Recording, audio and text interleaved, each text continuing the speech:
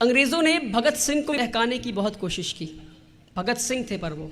आज मुझसे कोई पूछता है कि आप में इतना जोश कहाँ से आता है, मैं 3 लोगों का नाम लेता हूँ, भगत सिंह, अशफाकुल्ला खान और चंद्रशेखर आज़ाद। अशफाकुल्ला खान को जब फांसी की सज़ा सुना दी गई तो उनसे पूछा गया कुछ तुम्हारी आखिरी ख्वाहिश है?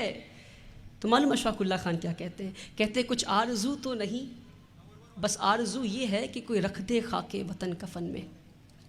आपको फांसी की सज़ा सुनाई गई, आप कहते हैं कोई रख दे खाके वतन कफन में। मेरे भाइयों, कहाँ है वो जोश आज के नौजवानों में? कहाँ है वो जुनून आज के नौजवानों में? हम क्यों खौफनाक हो गए हैं?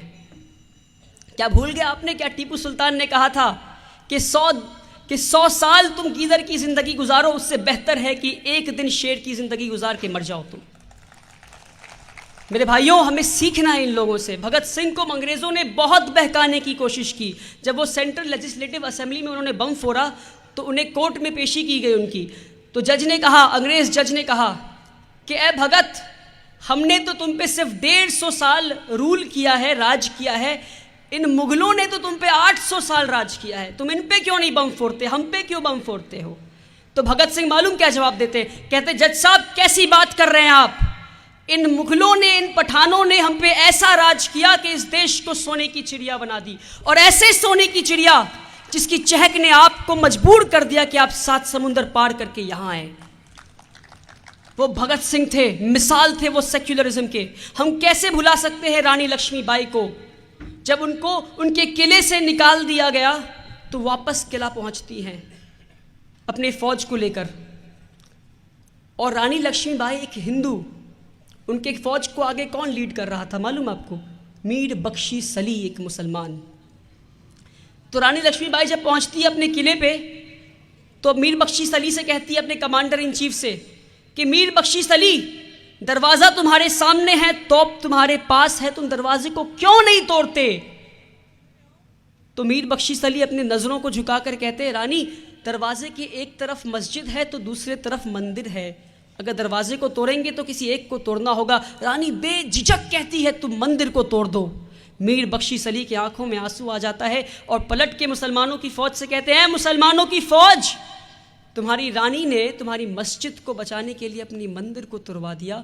आओ हम और तुम अहद करते हैं कि जब तक हमारे सांसों में सांस है, जब तक हमारे रगों में खून का आखिरी कतरा बाकी है, हम अपनी रानी की रक्षा करेंगे।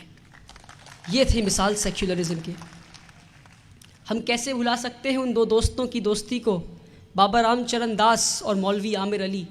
एक थे ब्राह्मण तो दूसरे मौलाना। इन दोनों ने अंग्रेज़ों के खिलाफ बगावत की, तो अंग्रेज़ों ने सोचा इन्हें कैसी सज़ा दी जाए कि आने वाली नस्लें याद रखे कि हिंदू मुसलमान कभी साथ ना हो। तो उन्हें एक ही पेड़ पे एक ही फांसी के फंदे से लटका दिया, यानी फांसी का फंदा एक और गर्दन 2। और मालूम आपको वो पेड़ कहाँ है आज? अयोध्या में। उस अयोध्या में जिसके एक छोटी सी ज़मीन के टुकड़े के लिए हिंदू मुस्लिम एक दूसरे को काट रहे हैं आज, उसी अयोध्या में एक 2 दोस्त थे। कैसे भूल सकते हैं हम इन्हें? हम कैसे भूल सकते हैं मुनीर बेग को और हुकुमचंद जैन को, एक मुसलमान तो दूसरे चैन। इन्होंने भी अंग्रेज़ों के खिलाफ बगावत की। तो हुकुमचंद जैन को उनके इच्छा के खिलाफ उन्हें ज़िंदा कब्र में दफन कर दिया गया और मुनीर बेग को ज़िंदा चिता पे जला दिया गया। तो ये थे मिसाल सेक्युलरिज्म के मेरे भाइयों। हम कैसे भुला सकते हैं इन्हें? हम कैसे भुला सकते हैं कि महाराणा प्रताप के कमांडर इन चीफ का नाम था हाकिम खान, और मान सिंह के कमांडर इन चीफ, और अकबर के कमांडर इन चीफ का नाम था मान सिंह। हम कैसे भुला सकते हैं कि टीपू सुल्तान, जिसे ये एंटी नेशनल कह रहे हैं, उनके कमांडर इन चीफ का नाम था रंगा, जो एक हिंदू थे। हम कैसे भुला सकते हैं कि शिवाजी छत्रपति, उनके कमांडर इन चीफ का नाम था इब्राहिम खान। हम कैसे भुला सकते हैं कि नाना साहेब पेशवा के कमांडर इन चीफ का नाम था अजीमुल्लाह खान। मेरे भाइयों, आज लोग बड़े खौफज़दा हो गए हैं कि हमारे इतिहास को बदला जा रहा है।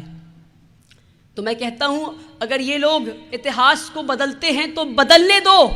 आओ हम और आप मिलकर इस देश के मुस्तकबिल को बदलते हैं।